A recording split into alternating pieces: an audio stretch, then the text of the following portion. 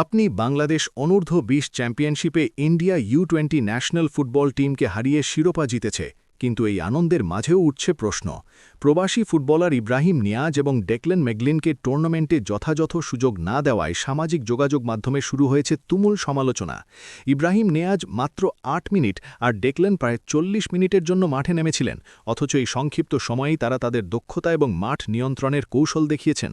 বিশেষ করে ভারতের বিপক্ষে ফাইনালে ডেকলেন ম্যাকগ্লিনের বদলি হিসেবে নেমে মিডফিল্ডে যে স্থিরতা এবং চমৎকার পাসিং দেখিয়েছিলেন তা স্পষ্ট করে দেখায় এই দুই প্রবাসী খেলোয়াড় আরও বড় অবদান রাখতে পারতেন। প্রবাসী ফুটবলাররা যখন দেশের হয়ে খেলতে আসে তাদের প্রতি সঠিক মনোভাব এবং সুযোগ দেওয়া অত্যন্ত গুরুত্বপূর্ণ। বাংলাদেশ ফুটবলের ভবিষ্যতের জন্য এই প্রতিভাদের যথাযথ মূল্যায়ন এখন সময়ের দাবি।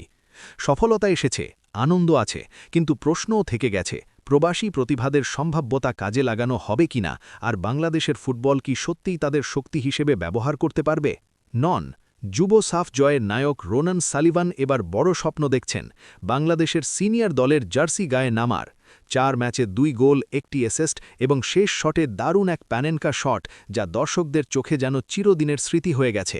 বড় দুই ভাই ক্যাভান সালিভান আর কুইন সালিভান এবং পরিবারের সমর্থন তাকে প্রতিনিয়ত অনুপ্রাণিত করছে। রোনান বলেন, দেশের সমর্থকদের আবেগই তাকে সবচেয়ে বেশি প্রেরণা দেয়। তিনি বিশ্বাস করেন বাংলাদেশি ফ্যানরা বিশ্বের সেরা। ট্রেডমার্ক গোল সেলিব্রেশনও আসলে তার ছোট কাজিনের অনুরোধে। এখন যুক্তরাষ্ট্রে পড়াশোনা আর ফুটবল নিয়ে ব্যস্ত থাকলেও তিনি প্রতিশ্রুতি দিয়েছেন ফিরে আসবেন, কারণ দেশের ফুটবল তাকে বারবার ডেকে আনে।